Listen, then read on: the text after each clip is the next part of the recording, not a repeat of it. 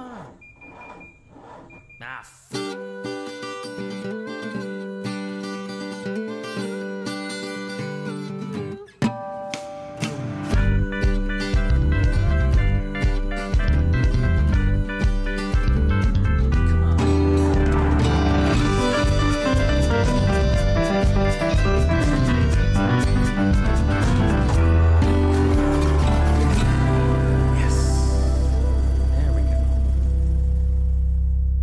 What's going on, everybody? Welcome to the only podcast produced by three winners of IMSA's Spirit of the Race Award. You're listening to Beard, and No Beard, also known as the Check Engine Podcast. We're streaming through Anchor.fm or anywhere else that streams good podcasts that you want to listen to. My name is Nick. With me, as always, is the Andrew and the Tristan. Andrew, what's going on? Articles. Yeah, we got definite articles. Now I'm feeling really good because I got a definite article. But, man, it's been a good week for me. Although now we're recording early, so just now I was thinking it was Friday, but it's not Friday as we're recording So it's this. slightly not as good. And now my week is worse. So it's average. It's been a good half of week for you. It's been average now. I'm sorry for bringing that down for you. Recording around my schedule this week, folks. Tristan, how are you doing? Doing good. Flying high, waiting for the Like Ozzy? holiday weekend. No, I don't get that reference. Flying high again, Ozzy Osbourne? No? Yeah, nope. Okay. I was born in 1988. It doesn't matter. They still play songs from before that. But no, waiting to go into that holiday weekend and nice little road trip. It's going to be good, so. It is Memorial Day weekend coming up here, so hopefully everybody enjoys their extra day off and gets the barbecue out and all that kind of stuff. Heck yeah. So we're not pros, if you haven't found that out already or figured that out already, but you're listening anyway, so we appreciate that. But we don't want you just to listen, okay? We need you to interact with us as well. We would love for you to do that. You can start by going to checkenginepodcast.com. There you can find links to our old episodes, links to blogs, links to our socials. Get at us. Let us know what you like, what you don't like, what you want us to talk about. You know, if you have an idea, something, spoiler alert, we're going to get to tonight is from a suggestion from a listener. So we're going to go two in a row here. That's two right. in a row. So we will make good on those things eventually. Eventually. I said eventually. I threw it in there. So, reach out to us at checkenginepodcast.com. The email, of course. Inbox at checkenginepodcast.com. Yes, which we do look at. Very important. How we find out weird things like the ads we're going to maybe record later. That's right. Yeah. Be ready. Yeah, be ready, folks who like ads. No, that is actually good news for the listeners, I think. I've certainly gotten tired of hearing us Yes. say the same ads over and over. We're going to weeks. improve that and get different ads too. So Yes. Right, absolutely. that's good. So we teased it. We're doing a listener-inspired episode. So what is the topic of discussion for this episode? So last week we did land yachts. This week we're doing tuner cars. Joe Roy was the progenitor of this idea. And I don't think this is going to go perhaps as he imagined because... Do we have the ability to do that? No, and also I did a classic overthink on this one. So now we're going down a weird road. But I'm very excited for it, for all that. And hopefully it's something a little different about tuner cars and tuner culture. And when Joe first reached out to us, it was in April when he reached out to us, and he said his birthday was next month, which would be this month. So we don't know what day, but happy birthday, Joe. This one's for you. This one's for you. This is your birthday present. We're doing your episode, your suggested episode. So we're going to get into it with pace laps. I have one specifically for me and Tristan. Okay. You want I'm me to ready. mute my mic? Do I need Yeah. boxing gloves? You can go. Do I need boxing gloves? After last week, The I adults feel are like I need talking them. now? That's right. No. Okay. You need perhaps a small handful of confetti. Okay. Don't throw it in here. Go outside. Do you remember Grid? Yes. Grid. I loved Grid. Yes, me Yes. too. And Grid 2. Yes. Grid is returning to the grid with a game called Grid. Yes, very thorough of them. Well, here's the thing. Remember, the first game, Grid is a racing game series. For those who don't know, the twist on this is that it's semi-arcade style, where the racing is partially realistic, but also a little more video gamey. Forgiving. Yes, but there are also realistic crashes and body damage on the cars. That was their big conceit when they came out. So the first game was not, in fact, called Grid. It was called Race Driver: Grid. Yeah. So now they are coming back. They're making another game. Thank God. And their first release screenshot was the IMSA Corvette and Porsche racing along. So that's kind of exciting. There are those IMSA liveries, and I don't know if they're going to kind of like sort of copy them or whatever, but I'm super excited. I couldn't be more excited. I hope that they follow through on what we had always hoped, which was the quality of Grid Motorsport? Yeah, Grid Autosport was the last one. Yeah, which I think had fantastic driving. Yes. And then left out entirely some of the stuff that I really loved from the first Grid, which was the team management, livery creator. Exactly. Speaking of ads, bundling it all together, you got to choose your sponsors, and those sponsors had certain requirements. You had to finish third or better. You had to get so many style points. You had to not wreck the car or whatever. Yeah. They give you extra money to put towards your team, and then it was always a team effort. So it was you as a driver, and you'd always had someone else that you'd hire. Yeah. And all these incredibly complicated driver statistics that you'd hire for your teammate. It was so fun. Yeah, it was detailed in a lot of the kind of behind the scenes aspect of motorsport, and the driving was good enough to keep you interested. It wasn't Need for Speed. Yeah, not that super not that cartoony or arcadey. Burnout, Right. but it was just enough that it had a broad appeal. Mm-hmm. You could turn the difficulty all the way up, and it was not quite as hard as Forza or Gran Turismo, but you could make it pretty realistic if you wanted to. Yeah. But it was also very approachable without being it almost drives for you like Forza is on really low difficulties. Definitely. So I'm pumped. And it's always good to have more competition coming back, because right now, the 2.5 horse race between Forza, Gran Turismo, and what's left of Need for Speed is just not that compelling. I want to love Forza 4. I'm just kind of about it because there's nothing else in its class. And because frankly, I hated the new Gran Turismo. I was like, what is this? We need more life. So Grid is coming back. I am super excited. I will definitely buy that day one. I think it brings life is the best word. Yeah. It kind of brings it to life for people who might not know even. And that was I think we were playing Grid in college before I was really even all the way into the racing thing. Yeah, me too, So, for sure. Yeah. It was good. Can I unmute now? Yeah, you can talk now. Okay. The moment's over. Okay, good. Anybody have anything else? I've never played the Grid games before. I'm more of the simulator. I lean more simulator. But You might. But the whole team management thing, I Tolerate love it. that because I go even like on like Madden or NBA. Yeah, I I think always if- go to GM mode anyway. Yeah. If you cranked up the difficulty enough to make that satisfying, I think you'd love the rest. Because If they come out with the other stuff. Yeah, Right. The livery creator was fantastic. All the management stuff. The was livery good, so. creator, you say you hated the new Gran Turismo. It wasn't that good, but the livery creator was fantastic. awesome. That's the thing. I was never really even able to get into the game enough to get to that point. It's just kind of like, okay, license exams, yes, but there wasn't like, I didn't feel rewarded for doing anything in that game ever. Yeah. Yeah, the feedback loop was weak.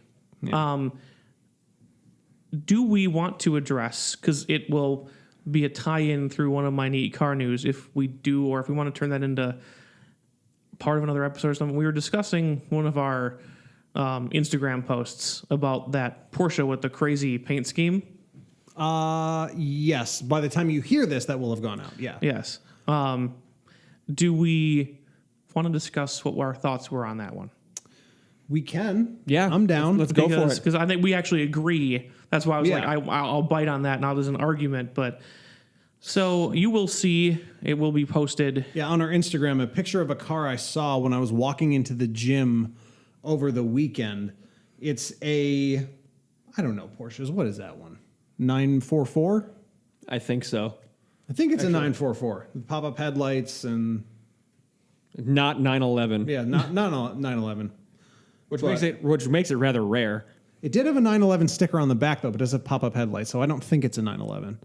I would need to delve into the archives and find out. But Anyways. it is still your basic standard Porsche conformation. It fits the silhouette and everything. Absolutely.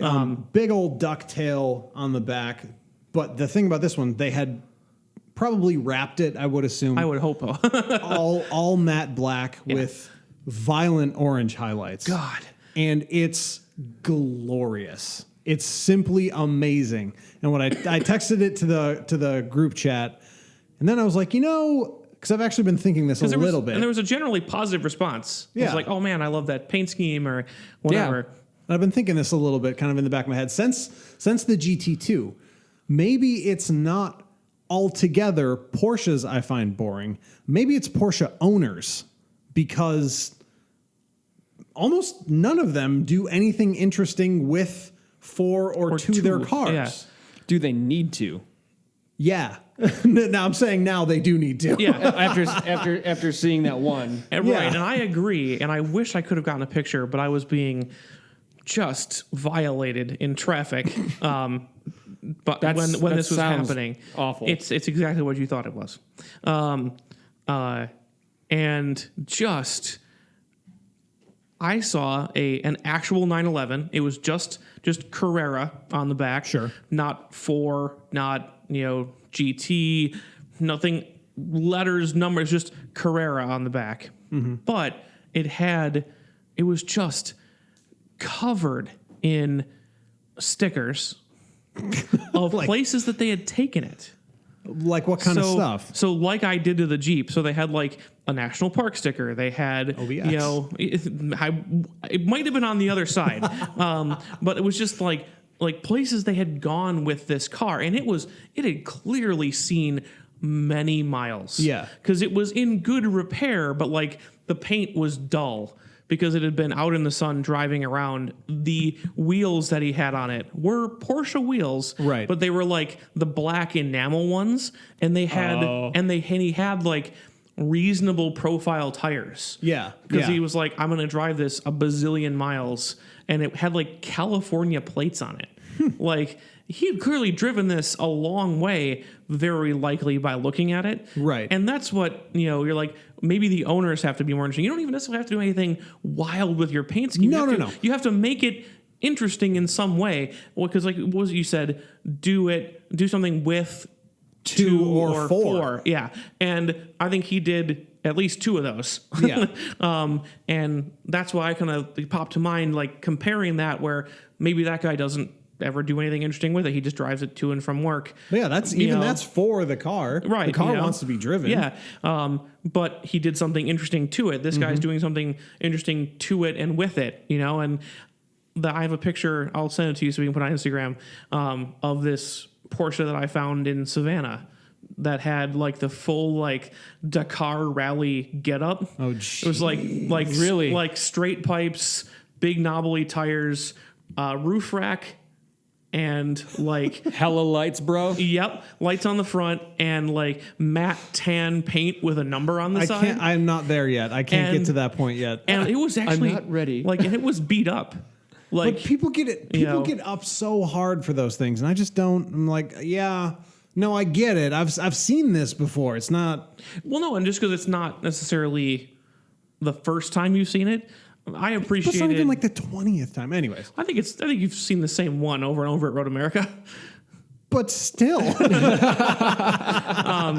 But no, I mean, it was different than the ones I had seen in its seemingly in its authenticity. sure. Like it was barely running. It was like bub, bub, bub, bub, bub, bub, bub, bub, bub, bub. Like, and it was like, oh wow, that's apparently had some things done to it. And I was very caught by that. And it's the interesting ones that stick out, and you wish they were all that way. I definitely. What do you think, Nick? I think people don't do anything with their Porsches because they don't necessarily need to. Like Porsches come. What did we say? What was the Porsche's slogan? It wasn't can't remember it now. wasn't as good as the meat, but I totally can't remember. Yeah. oh, what was it? There is no Unfortunately. substitute. Yeah. Right. I think so. Like you have this want to say persona like it's a living thing, but you have this aura kind of about a car like a Porsche, whereas you get it. It is everything you need. It's got the I performance actually you're think looking persona is very fair. for. Yeah. Yeah. But so you don't necessarily need to dress it up with stickers or with paint. Not saying that it's not cool, but I think we don't see it because like, why bother?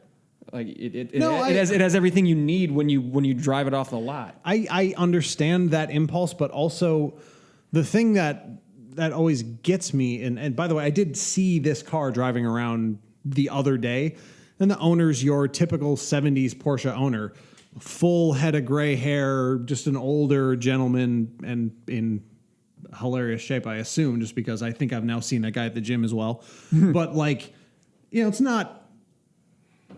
The car looks like it would belong. That would be like a second or third owner car. You know what I mean? Yeah, he Right. probably bought that maybe he's second owner. That maybe. would be my guess. Yeah. I would imagine that's been his car for some time. Yeah. And it's definitely not who I thought was going to drive it, which is good. Yeah. But I guess it's just true. You don't need to do anything to any of those cars, but it feels like so many people buy Porsches to polish the badge in their garage and take it to Road America only if it's more than 70 degrees and a less than 10% chance of rain. You know what I mean? So it's not necessarily about dressing it up or doing anything with it as far as like aesthetics. It's more about like getting out and actually just using the car. Just love. Can we peg a Porsche owner like we can peg a BMW owner? Not Is quite as easily. it that easy?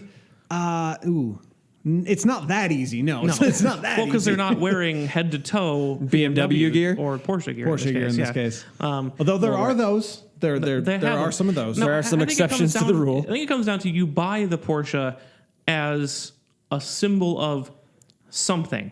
Yeah. For different people, it's different things. But by leaving it exactly the way it is, and like it's this weird non-deserved garage queen status. Like they're expensive, but they're not that expensive.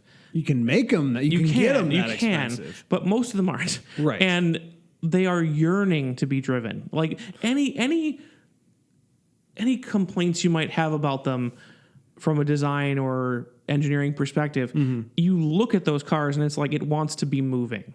The Yeah. other thing about it is all these Porsche owners, no matter what their thing is, who their clique is, all of them will say, well, this is the car you want because you could use it every day. And it's like, yeah, Dan, but you don't. Yeah.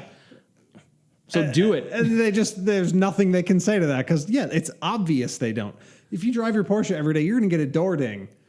You're going to fade your paint. Oh, no. Like, yes, you're going to be so mad at first, but doesn't the driving sensation surpass, a little karmic door ding? I don't know. Maybe I'm wrong. That's something I've been championing for a long time. Like it doesn't have to be in a Porsche or anything else. Like that's what I said on episode 2 when we were doing the dream cars. Yeah. Like the 67 GTO that I wanted doesn't have to be a Barrett Jackson. Leave it under a sheet in the garage. Like, Right. It's the one that I want to cruise to a barbecue in. It's the one I want to go take my girlfriend to go get ice cream in at the drive-in. It's the For sure. It's like, and that's so it doesn't matter what car, if it's a Porsche or if it's a beat up old Yugo or whatever. It's like if you enjoy driving it, that's the most important part. And I think Like- that's the first part of the with or two or four. I mean, Yeah. it doesn't have to be that it's something garish and covered in stickers or whatever. But even if that for it is to drive it around because it wants to be driven, or the thing that you're doing with it is driving it all the time because you love it. But right, and the stickers thing, like that's okay. Like that makes it your car. Yeah.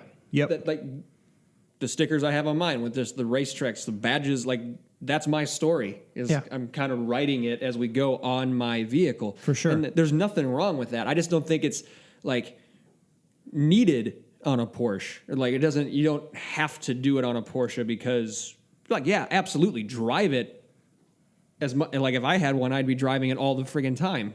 Like, but you don't have to. It doesn't need to be dressed up. No, it's like not- that. it's not. It can stand alone. It's not needed, and I totally agree. It can stand alone, but then let it, Yeah. Like just let it. Take it, let people see it in the work parking lot. Yeah. Or in traffic or down the B roads. You know Like, where it just let doesn't. You know where yeah. it doesn't make that statement? Garage. In the garage next to your golf clubs. Yeah. Right. Totally. That's kind of my new impulse on this, just because I don't know, maybe there's something that's kind of changing in Porsche ownership. Anyways, this is too long on Porsche probably. Yes. Yeah. So let's jump into what we're actually supposed to be talking about. I think here. that's a good segue into tuning in a weird roundabout backwards way. 2 with or 4, right? Yeah, absolutely. So But let me start with this first, and we'll end back here. So today, when I was driving home, in front of me, there suddenly appeared the hilarious back shape of the Honda Civic Type R. yeah. And I mean, there's something about that car, the back of that car, that really calls to mind how Douglas Adams describes spaceships in the Hitchhiker's Guide books. And I won't read an excerpt or anything, but fins and this and that and the other thing. So I pull up to a light. I'm going straight there, turning left, and I look over, and what to my wondering eye should appear but a lovely young woman with a ponytail and a headband. And I said to myself, first of all, the campaign for women to save the hot hatch is in full effect. Full swing. Soldiering, forging straight ahead. And that was really, really hot. The next part, the manual transmission in the car, yes. Don't let her have a ponytail. I mean, sold. Sold. No, but that actually, it was just kind of funny because A new definition to the term hot hatch. yeah, no, but the Type R is kind of where I want to start this discussion and where I want to end it, because that car is so emblematic of obviously where tuner culture is at this very moment, but also where it started. Because really, and I did just a very little bit of cursory research into this, but when we say the word tuner car, I really think most of us will think of some sort of JDM product. Yes. Yes. And that really started in the 90s with things like the Honda Civic Supra. and the Supra and Yeah. and all that good stuff. So And my one exception is very particular Volkswagen products. well, you know. absolutely. But But let me- mostly when you say tuner, yeah, you're thinking that. Let me pull my notes back up here. I guess really my thoughts on where to start with the topic of tuners got really convoluted because my second thought about tuner cars, yes, JDM products specifically, I usually think of like a Civic Si, something like that. Yeah. But the second car I always think of is a GTI or like a Mark IV Jetta. Like those in the Fast and the Furious. Right. Yeah, the white one. Yeah, exactly. So in my head, hot hatches and tuner cars are linked, but that's not always the case. So then from when I think about this episode, I went Civic GTI RX-7. And the question I asked myself was, is the RX-7 a hot hatch? It doesn't fit well No. anywhere is the problem. It's kind of its own thing. But is it? Because it's clearly a tuner car, obviously. It's a tuner that car. would be labeled so a tuner it can car. fit in that category, but it's a two-door coupe. And with a hatch, it has a hatch. All right, so this is the area I kind of want to interrogate a little bit, just because I think Yeah. it's interesting. So let me read a little bit from this excerpt from the Wikipedia page on tuner culture. Ooh, They have one? I'm ready. Yes, please be ready for this. They mentioned, the first thing they start off is mentioning the post-war modification of the family car. You know, they mentioned songs like Hot Rod Race and Hot Rod Lincoln, Yes. Cosworth and Abarth and Cooper and, all that stuff. All the old, when the kids discovered that a 4-barrel on the family Ford would completely change the performance of that car. That's basically what American tuner culture used to be. We didn't really have a name for it. But yeah, I mean, it's a vocabulary thing. It wasn't. They were tuning a car, but they just called it hot. They were hot rodding. They were hot hot rodding. rodding. Right, exactly. So, all right, here. In the 70s and 80s, many Japanese performance cars were never exported outside the JDM, which we know. Right. In the late Because we never get any good things here. Exactly. If you don't know, you should if you're listening. But if you don't know, clarification of acronyms, Japanese domestic market. Right. Japanese domestic market, you're also going to hear probably KDM, EDM. EDM. Yeah. Just, figure out the first letter, domestic market. Yep. Right. In the late 1980s and early 1990s, gray import vehicles of Japanese performance cars, such as the Nissan Skyline, began to be privately imported into Western Europe and North America. In the United States, this was in direct contrast to the domestic car production around the same time. While there was a very small performance aftermarket for domestic, compact, and economy cars, the focus was instead on sporty cars, such as the Ford Mustang and Corvette, classic muscle cars. So that was hot rodding. Right.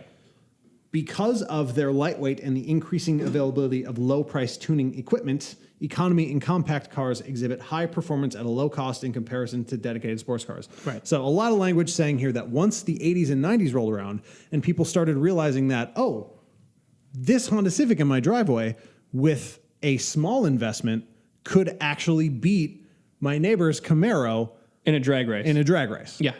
Yep. And that turned out to be true.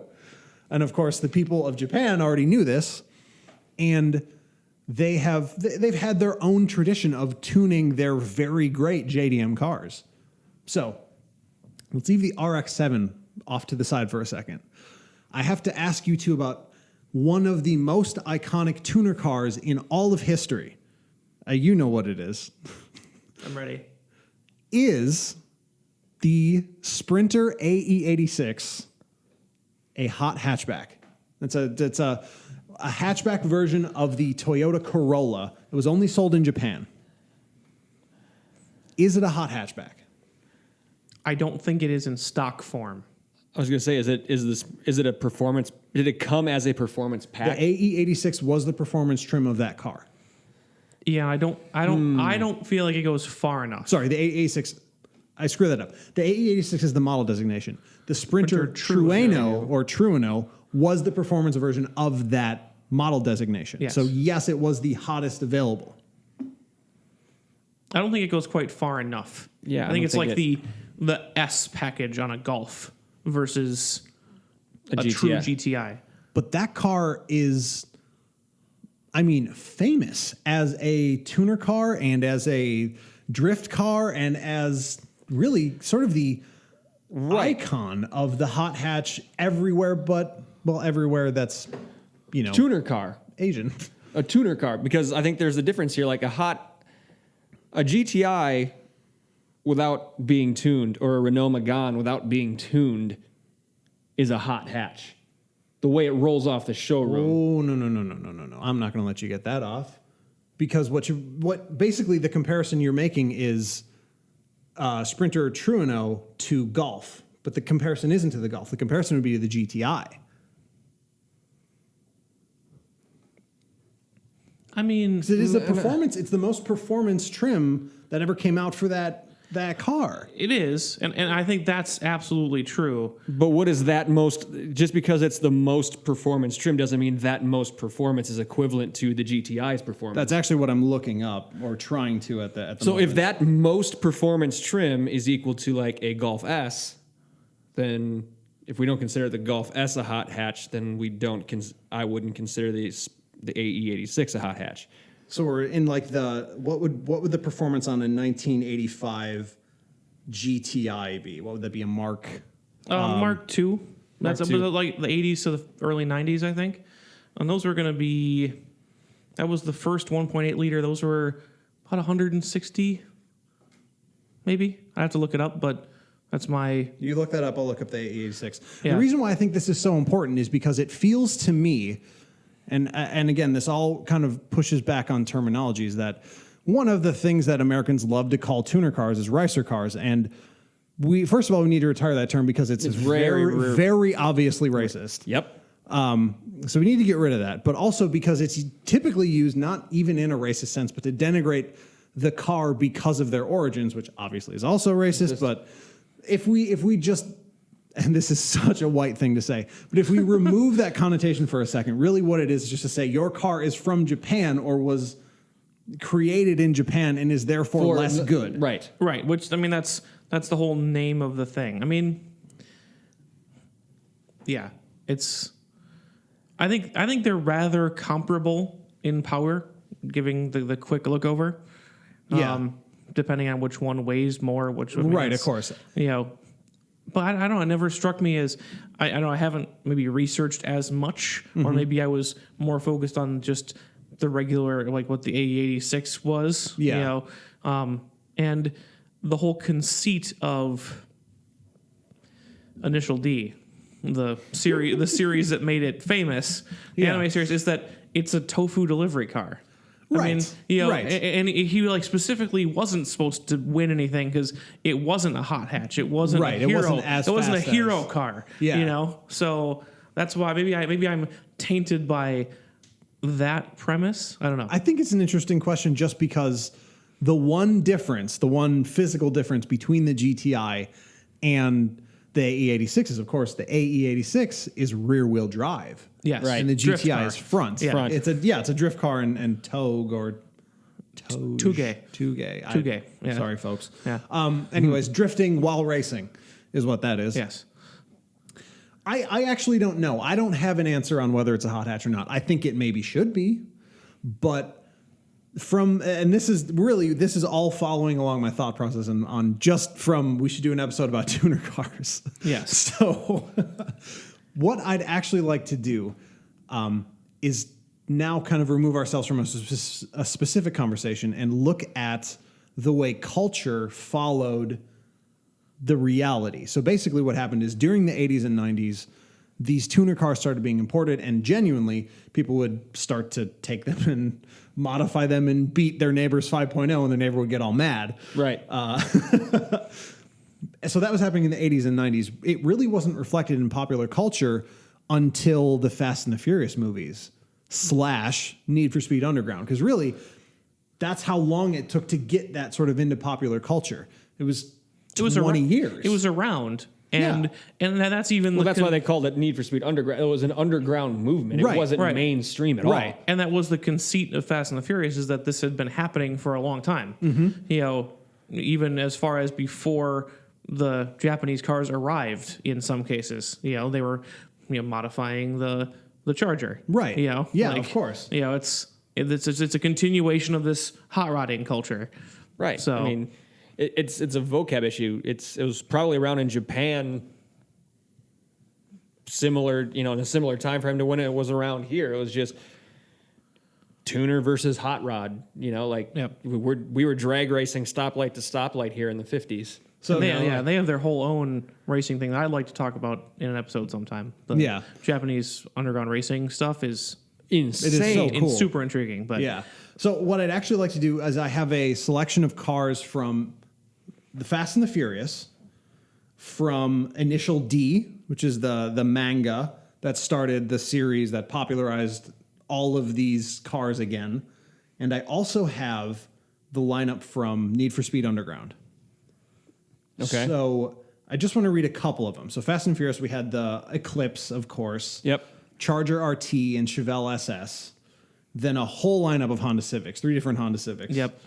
Mazda RX-7, the Supra, the Skyline, the Jetta, all the cars that we know to be tuner cars. You just see them. Yeah, and they still are. Yeah, exactly. Right. And of course the Integra and the S2000. I mean, Yes. you can't miss out the Integra.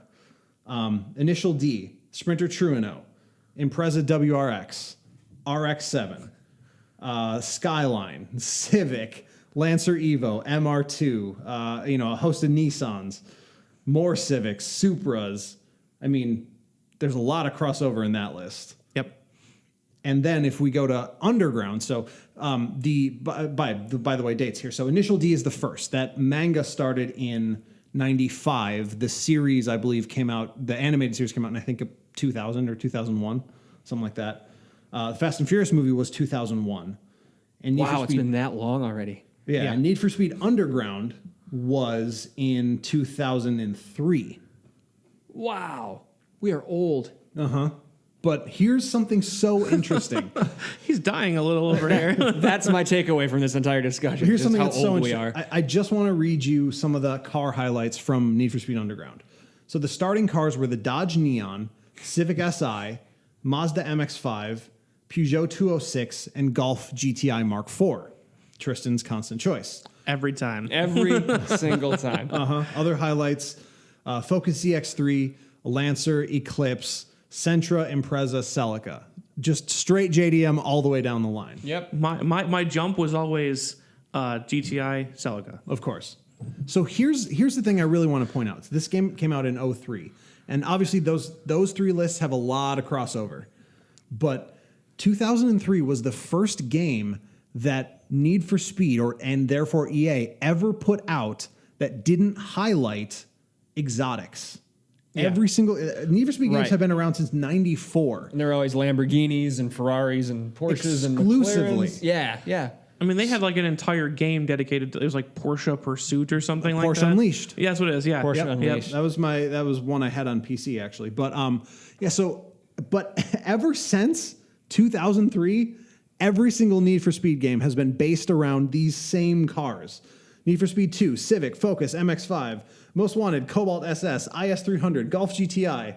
I mean, by the time 2003 rolled around, tuner culture had infiltrated car culture to the point where we don't even really think about it now.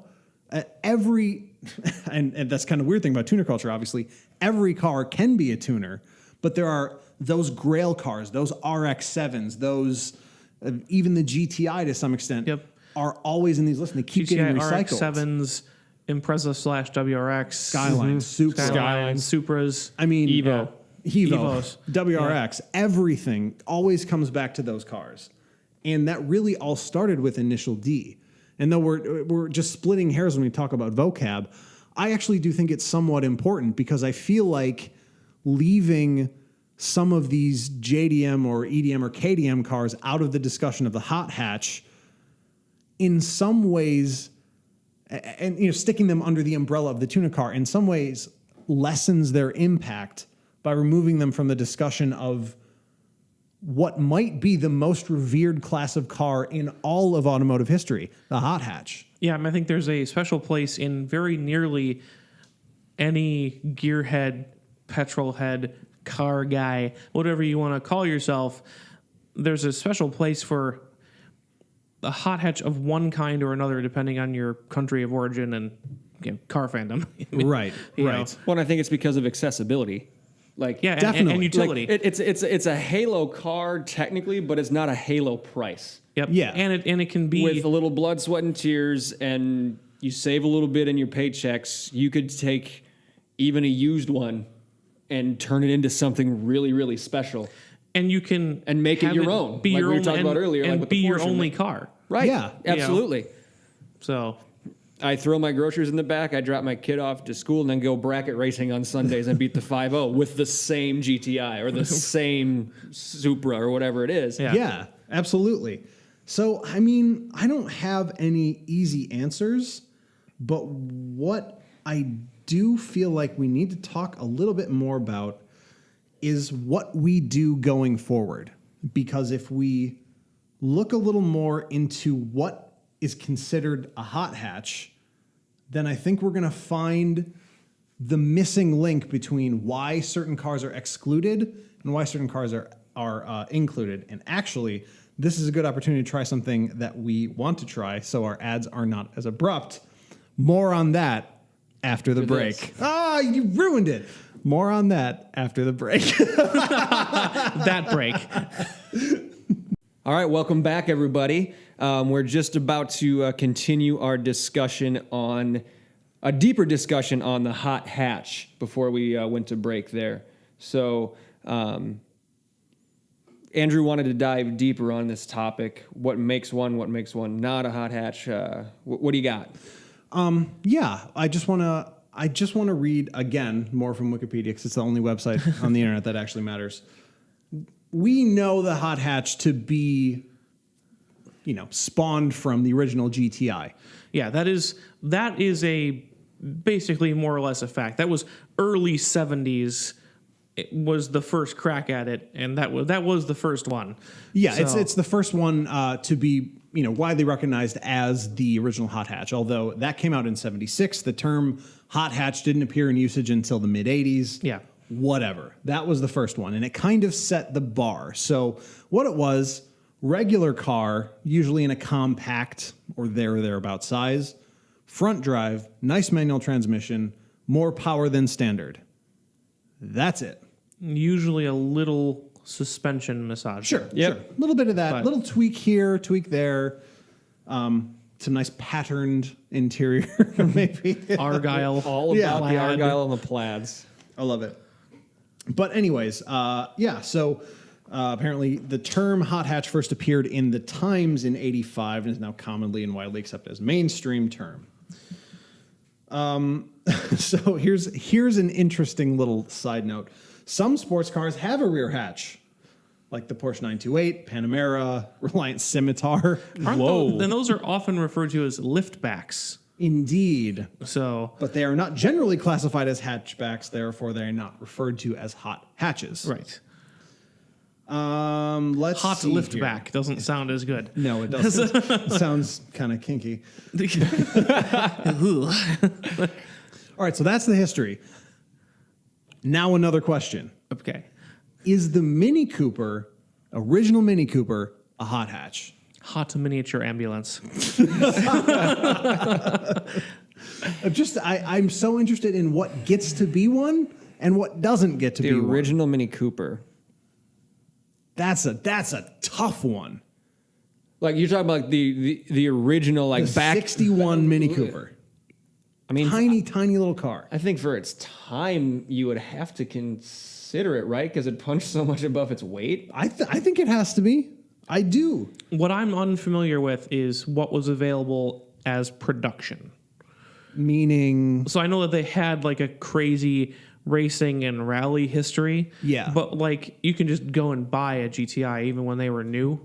Like, was that a production package or was it either like a post-purchase modification package or a racing setup? Like you'd never consider in most circles like a Roush Mustang to be a production car. did it get a power boost, basically? Right. You know, did someone mess with it after it was produced, or did the company say, "Hey, we want to make this hot version of our regular car"? And that's what I don't know. That would be my distinction. I'd be willing to let the Mini Cooper take the crown from the GTI. Oh no! I You see. know, That's the thing. I don't think if it it needs, were, I don't don't think know. it needs to take the crown because no matter what, there's nothing anyone can do about the fact that the GTI was so influential. Even though it might not have been the first chronologically, it truly is the first in that it created a segment that may or may not have kind of been in the background, but didn't really exist until the GTI blasted onto the scene and blew everyone's tits off. Love it or hate it, this argument again. Yeah, the iPhone Not argument. the first one, but the one that arguably generated the market and the desire for it. Yeah, history is written by the winners. Yeah. So, Exactly. but so there are a couple other mentioned in this. I just want to establish some ground rules, or try to, about what gets to be a hot hatch and what doesn't, before we then re-look at some JDM cars and see if they can qualify, if they can be brought into this historic discussion. So we're trying to determine, is a hot hatch also a tuner? Like, Yep. what is that? That's what we're trying to get to. Because even though cars like the Or GTI can it be classified as a tuner? Right, even the cars like a GTI kind of get roped in. At the end of the day, when you say GTI to car people, they're going to think of it first as a hot hatch instead of a tuner car. Yeah, because I think they think of it as a hot hatch as it rolls off the lot, but they can think of it as a tuner when they see one, say, at SEMA or at a drag strip. who sees things at SEMA? We discussed this. Yeah. Oh, that's right. From pictures they see from SEMA. Right, and that's the same Sorry. thing. And then you talk about then like where do you meet in the middle as tuner car? Because when you look at things like the RX-7, it is sold. It was sold and advertised as a sports car. Yes, You know, absolutely. so and there are S2000 was sold as a sports car. The GTI was sold as a family economy saloon. Right. Like there are lots of things that start out life as something else and then end up as tuner cars. Oh yeah, and so and that's again, like, anything can be tuner, right. obviously. Yep. So But again, it's that continual eliding of things in the JDM KDM range that that sort of pushing them automatically into the tuner category simply because of where they come from.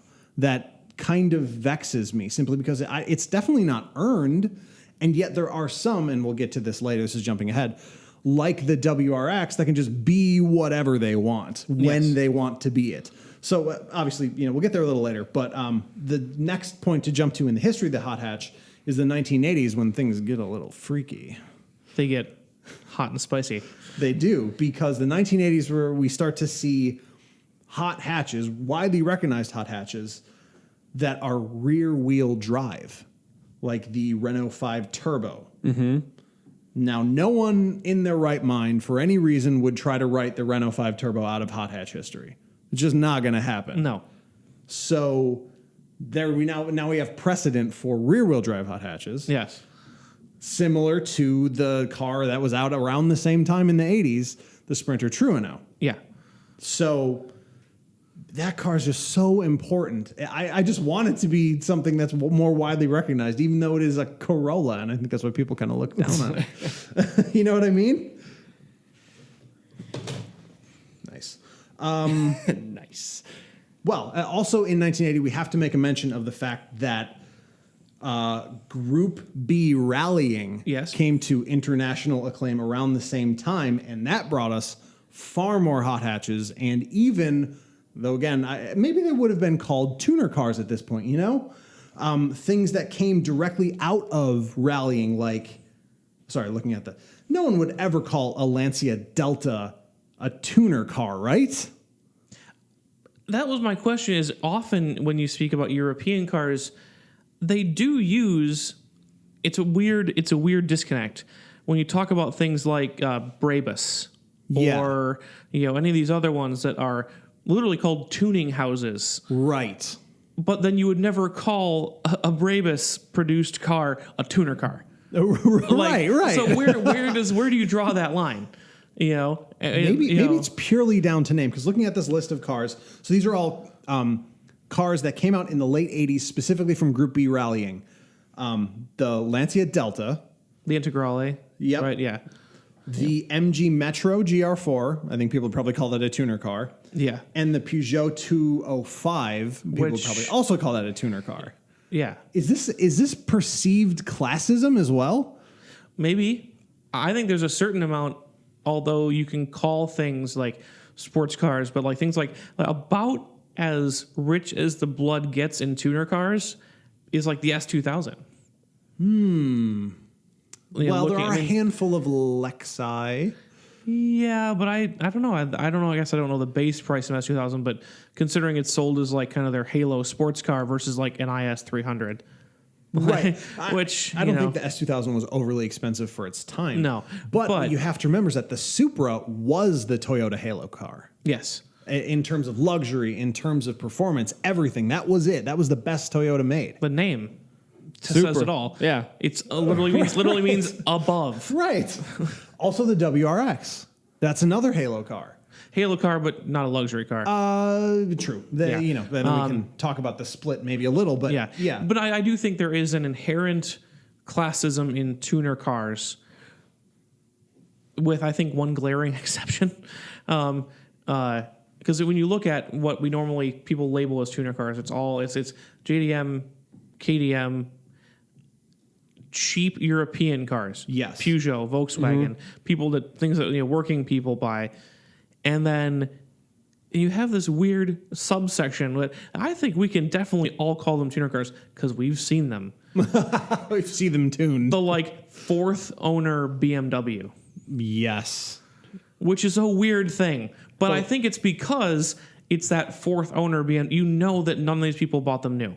Right. And I think there's that. I think The there is that. E30s Yeah, and, and they're like slammed with the fenders hammered out so they can fit bigger wheels under, and like holes cut in the hood so the turbo can stick out. Like, God, yes. like you've seen some truly horrendous things done to BMWs in the name of tuning them, and I think there is some, inherent classism there in calling things tuner cars versus, modified performance cars. Oh yes, Yeah. yes, tuner house car. Yeah, tuned by a tuning house or a tuning firm, or Right. and these other, even company. If they're tuned by a company, they're inherently better than Joe in his garage. Is the conceit, and I Yeah. don't know if that's necessarily always true. I don't think it really is either. But I guess as we dig down, we're just trying to strip off layers here. So I mean, now we've reached, in terms of the timeline, the 90s, and Yes. that is the influx of tuner cars. That is the explosion of tuner culture in real life as opposed to in pop culture. And that's also where all of the icons come from, not just necessarily from the tuner side, from the JDM side, but also from the EDM side. I mean, looking here, the Ford Fiesta RS Turbo, the Escort Cosworth, the Yeah. Peugeot 106, the newer The GTIs. Escort Cosworth was a fantastic car. The Renault Clio Williams came out of the 90s. I Yeah. mean, that car's amazing. Say it, Ibiza, Seat. Cupra, more GTIs, the VR6. Yep. All those good Focuses, the ZX4s, and I mean, Well, this is about the time that when the automakers kind of realized what was going on. Yeah. And they're deciding, let's just beat these guys these kids to the punch, Right. and just give them a good car. And some manufacturers were like, let's give them something even better to work with because of the good publicity. Let's make them tunable. Like the VR6 in those R32 Volkswagen Golfs. Yeah. You could tweak them out of their minds and not blow them up. Right. 'Cause The engine in that Supra, the 2J, the legendary. Yeah. Yeah. Well, also the Civic Si. Well, them going Civic to Si to R. Yeah. And then Mugen getting involved and saying, "Well, okay, but have you considered doubling the horsepower?" Yeah, and that's. So I think that's the slide you work with in history. Is in the '90s you see this influx into the United States of these cars. Yeah. and you see that culture of tuning them begin, and then by the late '90s and early 2000s, you have the beginnings, the glimmerings of manufacturers getting in on this to either provide better platforms or try to cut people off at the pass and make these cars already kind of pre-tuned. Right. You No. know? Yeah, you're exactly right. Even though, the JDM market definitely, because this is where truly tuner cars started in their purest form. Yeah. They've always been a little bit ahead with offering the SIs, the WRXs, all that stuff. But yeah, you're right. By the time we hit the late 90s, early 2000s, that's when we see American cars and, well, more European, not even necessarily American, but a little bit, start to put out cars that you'd actually kind of want to buy, Right. for lack of a better term. I'm just trying to think of a good point to go from here, because we have the explosion of tuner culture and the explosion of JDM purchasing. I think the next step you have to take is the normalization. Yeah, I think so too.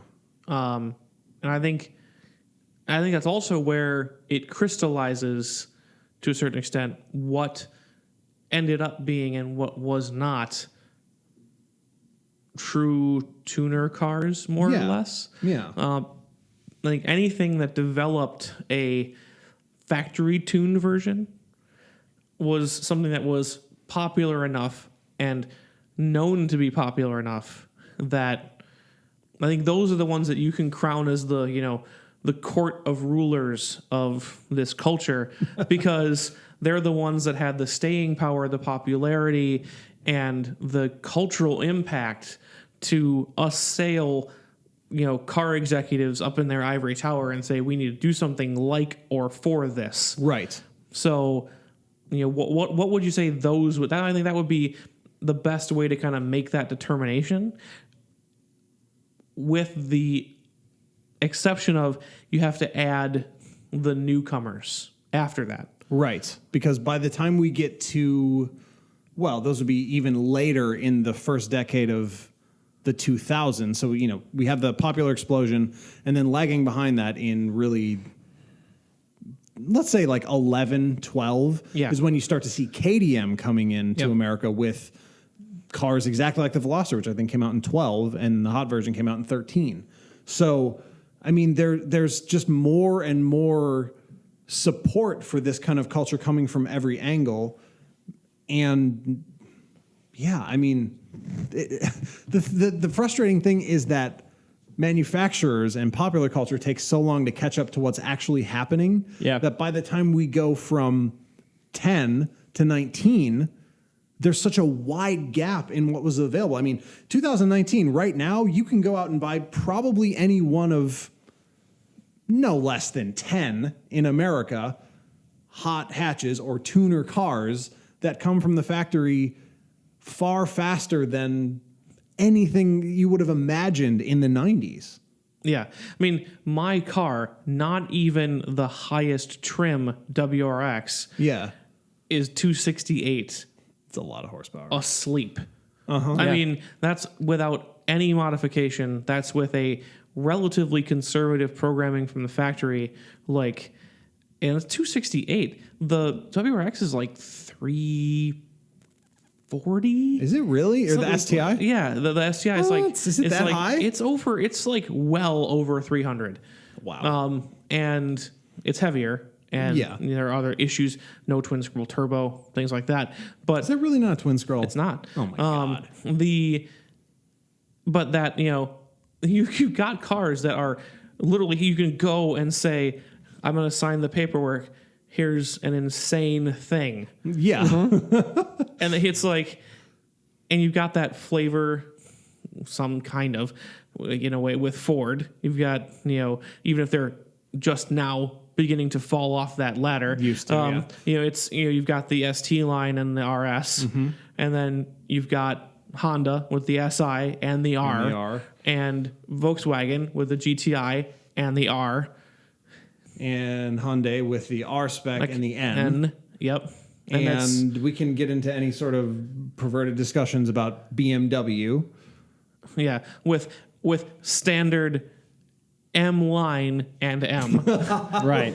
Yeah, M line. And you've got Audi and S line and S and RS. And Mercedes with AMG. I mean, depending on where you want to fall on the money and perceived taste spectrum, there's any number of things that you can go out that fill a lot of these gaps and niches that used to be filled by just a few cars being tuned differently. Right. And I think that's where we are now, that the tuner culture has become so mainstream that literally the manufacturers are doing it. Right. I just Googled. And no one even notices it really. They don't call it a tuner. Not even more than that. People expect it now. Yeah. Right. Well, When's the upgraded version coming? Somehow in the past 10 years, we went from tuner culture to expecting a tuned car. And I don't even know how it happened. Yeah. And that's, maybe more than we have time to get into to explore that. Definitely But more. I think it's interesting that I think to me, the most interesting aspect of all of tuner culture is all it takes to have it become acceptable is to have you be able to buy it that way. Yeah. Again, even I will lump myself and my dad into this category. Not necessarily on a lot of things, but enough. We were laughing at kids in their Civics when I was driving around with him in middle school and high school. Yeah. He's like, oh, look, we've got all-wheel drive versus front-wheel drive. I'll just lift off the gas and let him, oversteer right into the curb, and he has to go get an alignment, and, racing us in their, paltry Civics, because that was when it was early in this country and it was bad. It can be. It can be bad. It can be bad. These are high school kids, driving up to you to try to race you in things that sound like a moped with a soup can on it. Yeah. And then when they drop the clutch to pull away from you, drop a half shaft. And that's how it started. And then I dropped the half shaft. You mean drop the clutch? No, half shaft. The whole, Yeah, the it entire just half fell shaft. right out. But Yep, that just happened. dropped it. Well, what I will say is that hasn't necessarily gone away. Not entirely, but I feel like overall the knowledge and skill and parts availability and parts quality have improved because of the interest. Well, even that, it's kind of reciprocal because when car manufacturers started to see people doing their own car manufacturing, obviously the quality of engineering generally in cars has gone up. Yes. So I think you see fewer cars dropping half shafts, even when they are garage modded or garage tuned. Right, and I think with the availability of YouTube, Yes. and internet sales. Oh, God. Like you didn't have to go to a guy who happened to sell Honda parts, and you In definitely quotes know for those they who aren't weren't watching the video. And you definitely know they weren't, and they were knockoffs, or they didn't quite. They were Honda. They fit everything from 1991 through 2008 because they didn't quite fit right On any of them. and I think that has changed to some guy in a machine shop with a huge amount of skill can produce a blow-off valve for a turbo, or one guy with a metal bender can produce titanium exhaust kits and ship them all over the world and have customers from all over the world, so he gets the income to do better because of the internet. Yeah. And people can install things properly because some master mechanic puts together a YouTube video. And I think that overall the direction has been towards better, more sustainable, more usable tuning. And then that infiltrates the mainstream. Exactly. It's that, They look at what people are choosing to put on their cars and do it ahead of time. It's like that. It's almost like it takes between 7 and 10 years for something that's actually happening to infiltrate Popular culture, manufacturing, all that stuff. Yeah. And now then we're here with things like the Type R. Civic Type R. Well, what I was going to point out is that the average purchase price of a car right now is just around $35,000. With $35,000, you could go out and buy almost all of those cars that we listed new, and definitely all of them within, let's say, 5 years. Yeah. Easily. You have access to and that car, all of those cars make between 250 and 300 plus horsepower and are definitely better out of the box than, almost a lot of the other cars on the road. I mean, Right. it's just amazing what the power of tuner culture did. And maybe it's bad that it somehow got commercialized, but I don't know that I see it. I don't think it's bad that it got commercialized at all because it's led us to better driving quality. For sure. Like it's led like I said, the manufacturers are saying, well, if some kid in his garage can do this, us with our resources and our engineering minds should be able to do something at least as good And who made the damn thing? and sell it. Yeah. Yeah. And I think the death knell of this will be if it happens. And what would make the commercialization of this bad is if that starting point meant that you could not still do it. So like Price-wise. price-wise, or like Just platform wise. okay, that STI is making 300 plus horsepower. Sure, but you can probably nudge it to 500 if you're willing to, put in the money. And it's not like you purchased it at 330, you can put it at 335, and that's as far as you can go before it blows up. Right. They're not selling them so tuned that you can't tune them more. Gotcha. And I think if that gets to the point where they're either too difficult to modify or too unsafe or too not worth it in some way, then the commercialization will have killed it. Until then, all it's doing is just giving a better springboard. Yeah, that's true. And hopefully that continues with hybrid tech. But yeah, I think this is the good time to go back and talk about the new Civic Type R, a car that, for all the world, looks like it came out of someone's garage with how many spoilers it's got on the back. Universally, I think among all three of us, two words that we can use to describe the Type R are too much. Yes. Yeah. Just in so many ways. Oh, actually, this is a funny week you're talking about this. Too many trips to the engineering conference room on that one. Well, you know Like, what's funny about that? just- Its Nürburgring record just fell this week. It did. Yeah. It Really? did. Yeah, to Renault. Yes.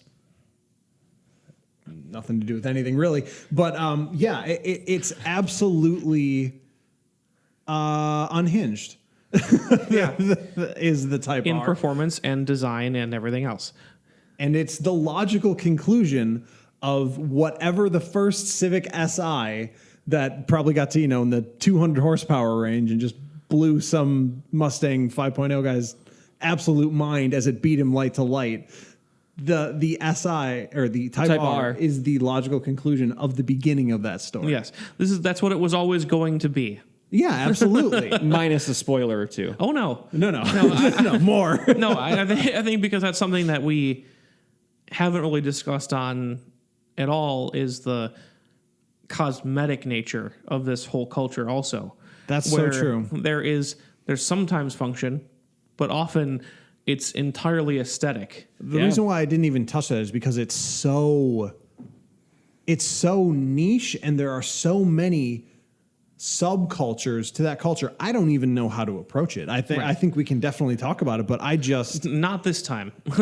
don't even understand how to approach it simply because so much of what we see or what we innately understand from the Fast and the Furious movies to be aesthetic tuning is informed by Japanese culture that unfortunately we don't know No. anything about. No, I mean you got all that wacky stuff like Bozuzuko and just Midnight Club, Yeah. and all this stuff that has people have looked at that and kind of been like, I don't get it, but I'm going to emulate it. Yeah, And it kind of becomes a step removed from its original. That's why it's so hard to talk about. it simply immigrated because- here and got its name changed when it landed. Yeah, the spoilers got a little smaller. Yeah. you got to pick the rear spoiler or the roof spoiler. You didn't have to do both. Right. But I really don't even know. I don't even have a brief thought about aesthetic tuning simply because it's so intertwined with so many things that I don't necessarily know a lot about. Yeah, and I think it's something that's I mention it only because there's an entire different. We're talking about where the Type R ends up. Yeah. That's an entirely different way it was going to end up that way. Well, of Yeah. course. So I mean, I really like the Type R. If I mention that. It's growing on me. There's one in my girlfriend's parking garage. So Really? yeah, white with the red. yes, the I, red I accent. only like the white The one. white is really something. Oh man, and I'm not even someone who likes black rims on a white car. I am. I never gravitated towards that, but the Type R with that, and then with the red accents in there, it's just That's quite every time I walk past it, I notice myself looking over my shoulder a little bit longer to the point where it's right by the door to go upstairs in my girlfriend's When is he complex. going to hit his face on a door? That's eventually she's gonna stop holding the door for me and just get frustrated and let it close, and I'm gonna seal my own fate. Yeah, that love of white with black wheels and red accents for me started actually with the Street Triple R. The Street Triple R. That was a good looking bike. But what you have to remember about the Type R more than anything else is that it doesn't have a lockout for reverse on the gear shift. Yeah, What year is it? Anyways. danger year. Yeah. I do love that car, and I think that it is such a perfect example of a positive example of what can happen when a culture like tuning gets brought into popular culture by people who understand its origins. And that's something that we also can't necessarily leave out here because And I think before we delve in, time for another break. sure. Yeah, let's do it. Welcome back. It's time to delve into this even further. I don't even know what time we're at on this, but we're diving deep. A little over an hour. We're diving deep into the tuner culture, the origins. We've come full circle on a Civic Type R, and we want to talk about the positive nature of that. Yeah. So because of where tuning started, tuner culture truly started, and because it was all spearheaded by JDM, by the JDM market, there's something to be said about car manufacturers who respect that origin. What I mean is the Type R, when you look at it, there's no getting around it. That's a Japanese car. Yes. For good and for bad, that's what it is, unapologetically. Yeah. And it's kind of the same thing with the Veloster N and with a lot of those other cars, but The STI, definitely. even with how kind of aggressive it's built, the stance is always that kind of almost too narrow for how wide it is. Yes. Yes. Like the wheels almost look like they're too close together somehow. I know exactly what you're saying. And I think that's the Japanese. And it's even more pronounced roots in all coming these through. special editions of the special editions that they're making. Yes. The specialists. S209 or whatever it is now. Yeah. Yeah. But it can also be done wrong. And I think that's a pit that Chevy keeps falling into. I was wondering when this would come up. Because this is a question that I ask these guys every single fucking year when we go to the track and someone has their modded Cobalt SS there. And the question is this: is the Cobalt SS overrated or underrated? Yes. That's always the answer you give me. Because it depends on which one. Well, that's true. That's true. So they did make two versions. The turbocharged or the supercharged one. Yes. Generally, I just kind of speak about it in the broadest terms possible. So that car as a whole. But usually in my mind, I'm thinking of the turbocharged one. And I think that one is overrated. I think the supercharged one is the surprise hit. Mm-hmm.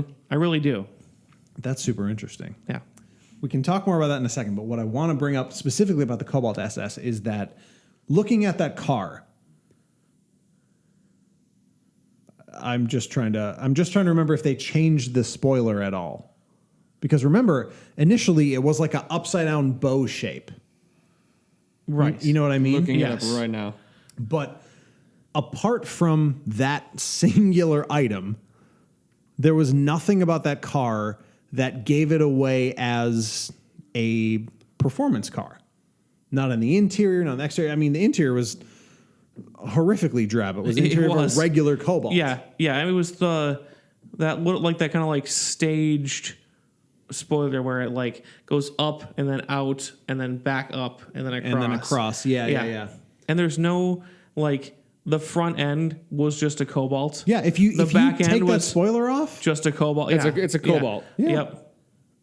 so Maybe it had slightly larger wheels. I probably Probably. did. But I think you could get those rims as an option in like the limited trim. Yeah.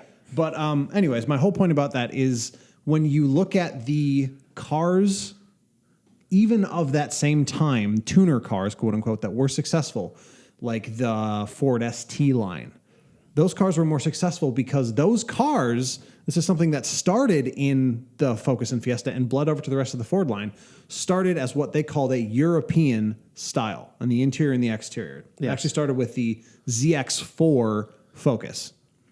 So there's something about American styling that doesn't compute with affordable performance. Does that make sense?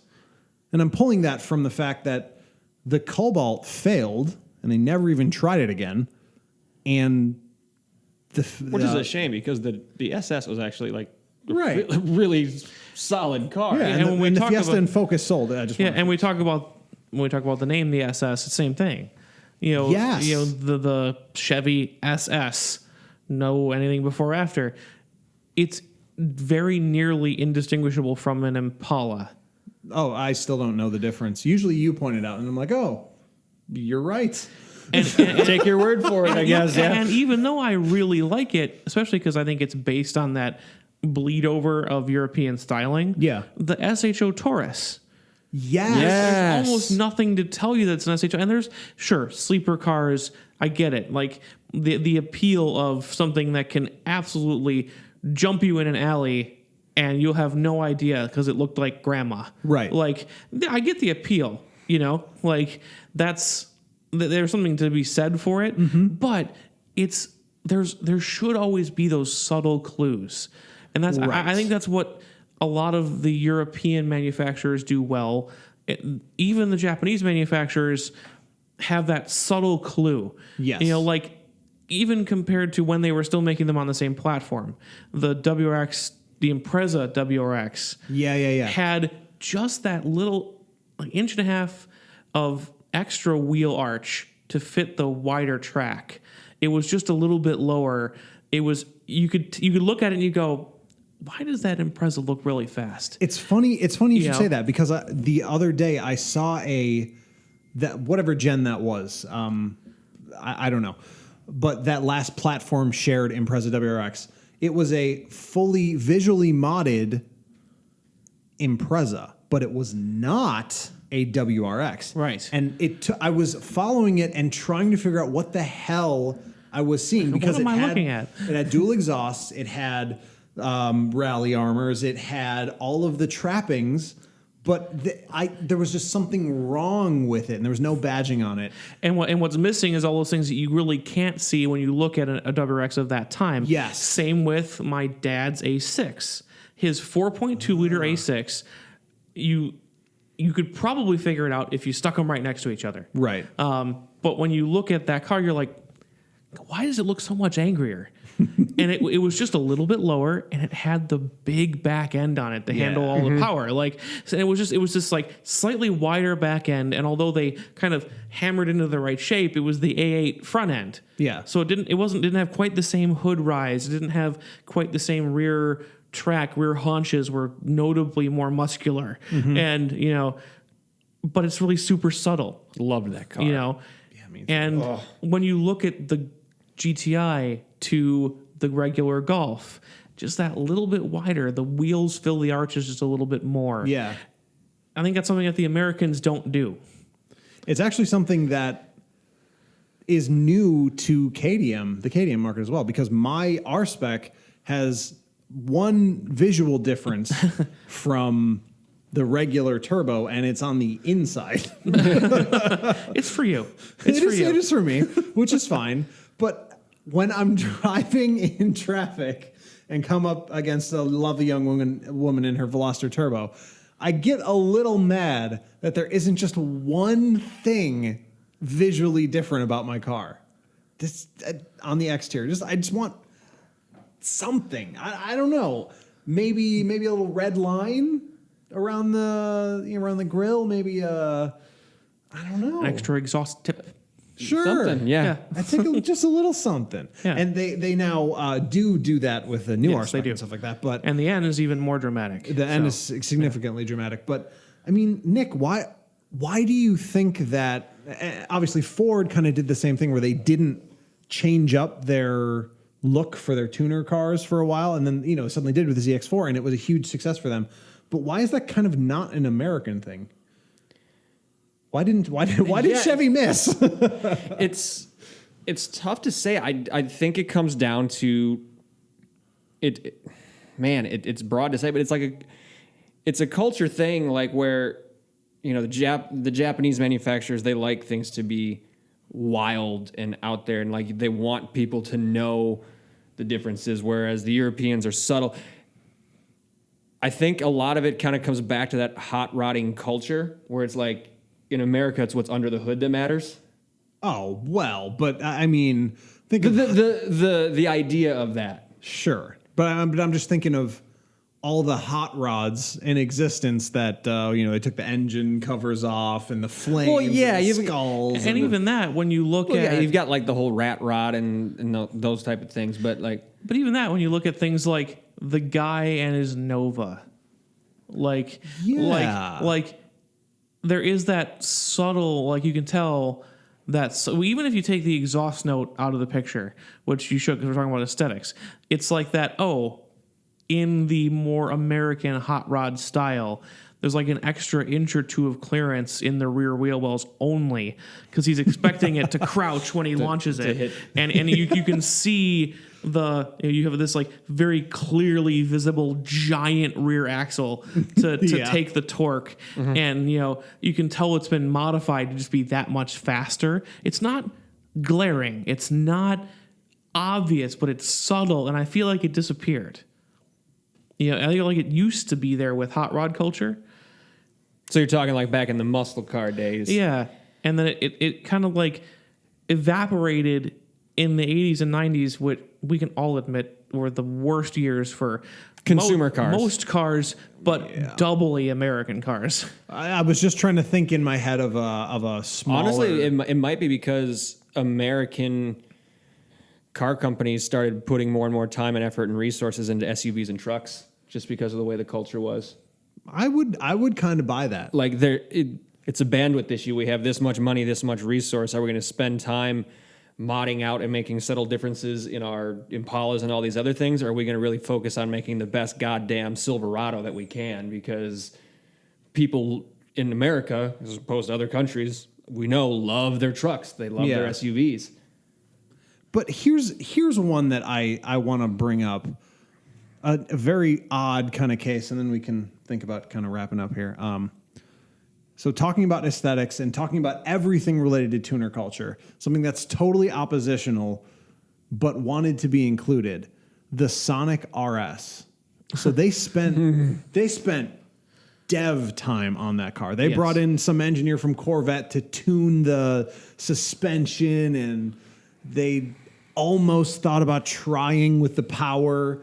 But they didn't even make it look different from a base model, really. It's just like, why?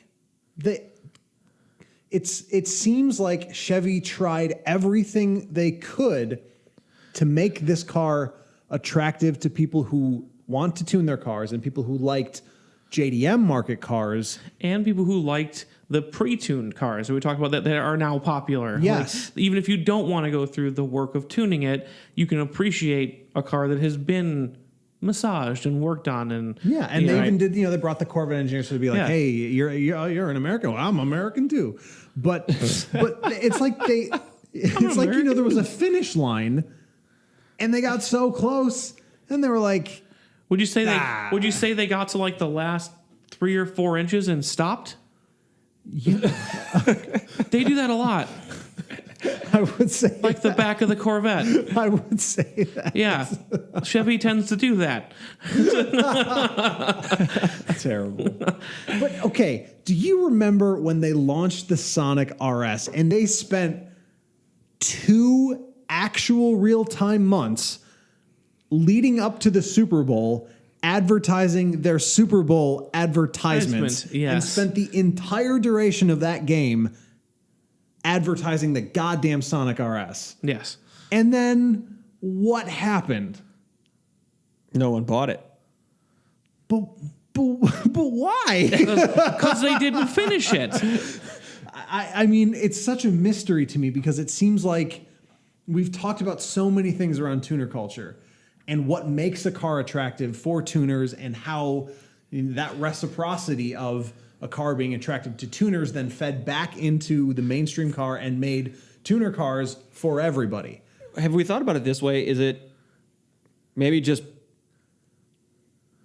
not necessarily that Chevy or any of the American manufacturers missed, but the public perception is, oh, they're just trying to do it like a Me Too type thing. If I'm going to buy one, it's going to be from the originals, the ones who started it, the ones who know about it.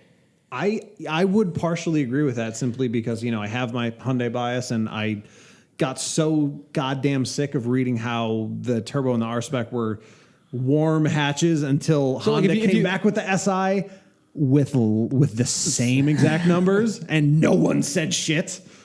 Yeah. And they were like, but whatever. I would argue that could be true, but I don't think so because of generally, maybe not by the press, but by the people who buy them, the positive reception and the fact that they do sell out of a lot of these, fast Hyundais. Yeah. When they're available, because they're literally the last to this game. True. They are the ultimate Me Too.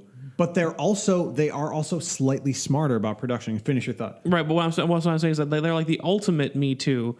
They're the last of the game, but they totally still sell out because They also don't supply that much either. It's easy to sell out when every lot gets one car. Yes and no. Finish your point. I think that the Cobalt SS was not widespread either. True. And and the Sonic RS, they made how many and sold how many? Those sit. Those sat. I'd be and curious they to see. sat. They sold like a dozen. Yeah, and I think it comes down to people recognizing people that have done it well, companies that have done it well, and I think that's when you market something as a hot hatch and don't touch the engine, people are like, well, I want to have dinner without the steak. Like, why would I buy that if I could get one that comes with a steak? Because who doesn't want crab mashed potatoes?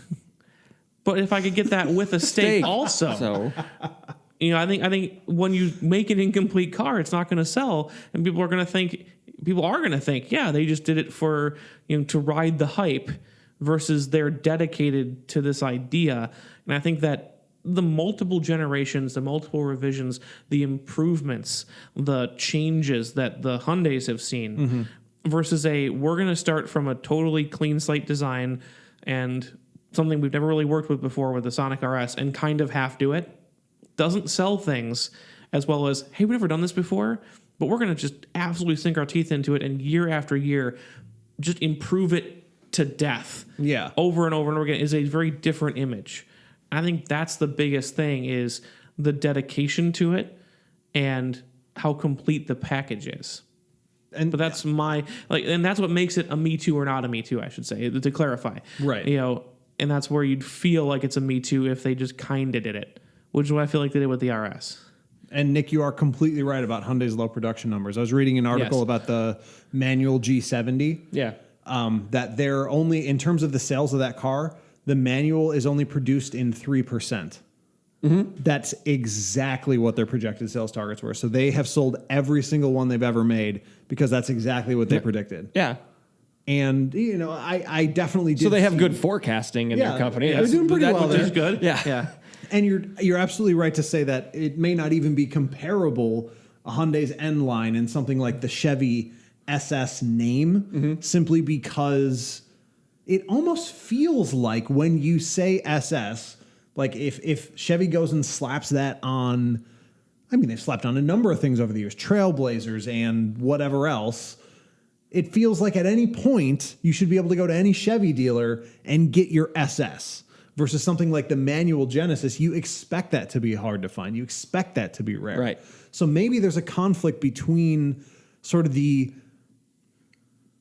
perceived or actual rarity or scarcity of a tuner car and the mass market absolute appeal of a brand like Chevy, where it seems like you have to just be able to go get it, right? That would be the question I would ask it's myself. a Chevy. Yeah. Like, they're everywhere. It would almost defeat the purpose if you couldn't. Exactly. Right. Yeah. And that's probably why the RS sat. We're so far away from tuner cars at this exact moment, kind of, but also kind of not. Yeah, but then we're just back to the old Honda, that Type R, and how really iconic it is. How everything I honestly feel that everything I feel about tuner culture in general is wrapped up in that specific car at this exact moment. And I think even though my bias is towards Volkswagen products, I think my journey and my relationship with tuned cars has changed along with the, so the fate of the Civic is the fate of my opinion of tuner cars. Because I had that experience very early on where they were crap. Yes. And Civics were mostly reliable, but otherwise crap. And they had crummy interiors and the worst paint colors, and the clear coat peeled on every single one of them. That's true. And there was that time to now where I don't care for the looks of the Type R, But honestly, if I could get like a Type R mechanics in the touring with like that kind of hatchback kind of deal going on without the all Accord. without all the bells and whistles and stuff, like I'd actually be very interested in that. Yeah. Because they've taken it and they have, while keeping the fun, they've kind of grown it up a little bit. And I think Definitely. that I think I was from the top down pushed to have a more adult taste in cars right away because of my dad. Right. So I was kind of like given this derision for boys and their cars, early on, Children. child At 7 years old. yeah, but I think that. The good part is it didn't change. I don't have these embarrassing moments of me in high school, with my rattle can Civic, and now I drive something really nice, and I thought that was really nice back then. At least I'm consistent. That's the journey, though. That's the journey. I want to just get there. I'm an airplane guy. No, let's get on and go. So the truth comes out. 54 episodes in. Why are you on this? What are you doing here? No, That's awesome. I do like driving in a well put together, comfortable, Adult car. adult car. I was actually weirdly. I went back and listened to the Garage remake episode. Why the hell did you pick that Jag? Because I'm old. Anyway, We discussed this already. Because he's an adult. that has nothing to do with anything. Well, that's our cue to probably wrap up. Definitely. Because we're out of tuner stuff. I feel like we pretty well covered what we could. Some history, some journey. We have no answers of any kind, but current state of the tuner car. I do think that we explored some interesting areas. Hopefully that's what you're looking for, Joe Roy. If not, tell us and we'll do another one. Yeah, try it again. Send us a more specific prompt because we're stupid. We say this all the time. We never claim to be professionals. We're here to talk about cars and tell stories, and this gave us a lot of opportunity. To do both. So it's time to wrap up our first crack at a tuner episode. We'll do that with thank yous. Tristan, Andrew, who or what are we thanking? Man, I think I have to throw a shout out to just women, man. American women right now are really going through it. Like there's kind of not even low key anymore. There's just a war on women right now in America. And Yeah. it's absolutely fucking shameful. I tend to agree, but then kind of dial my voice back on political stuff because I feel like we're not a political podcast. But I had a discussion the other day with several of the women in my life, and I'm like, is this the time that I should just get really mad?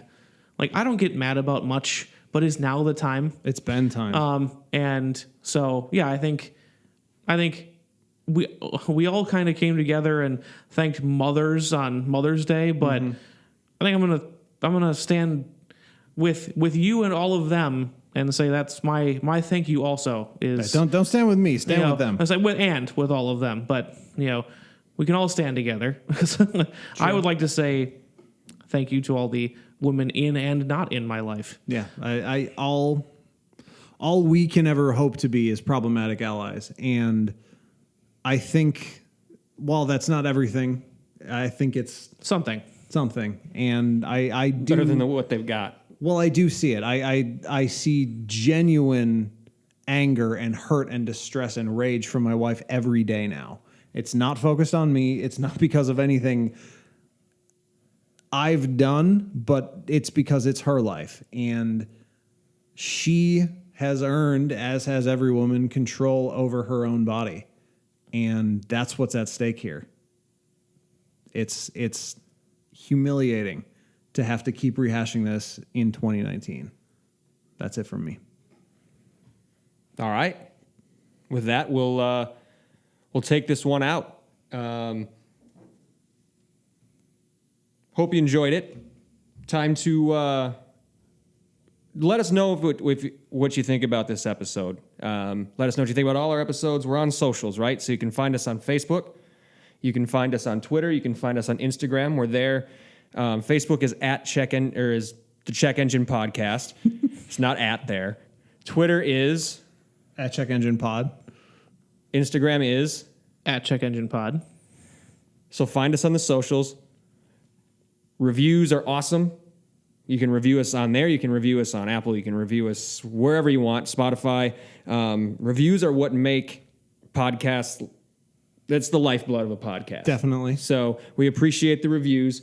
If you're really into what we're doing to a monetary sense, we do have support pages as well. We have a support button on anchor.fm, and we also have a Patreon page, patreon.com/Check Engine Podcast. I was thinking about this. Theoretically, if you don't like what we're doing, there would be enough money to make us stop. That's true. It would be a lot. Just keep but sending you it. Could. We'll tell you when it's enough. I'm just thinking. So, So again, patreon.com. if you don't like what we're doing, pay us too. That's right. Exactly. Pay us to stop. we can be bought. Absolutely. We have no shortage of good names. We will reform in a second. Wait, don't tell them that. Damn it. So, even if we suck, you listeners out there are awesome. Because of that, we cannot wait to talk to you again. Take care. Bye.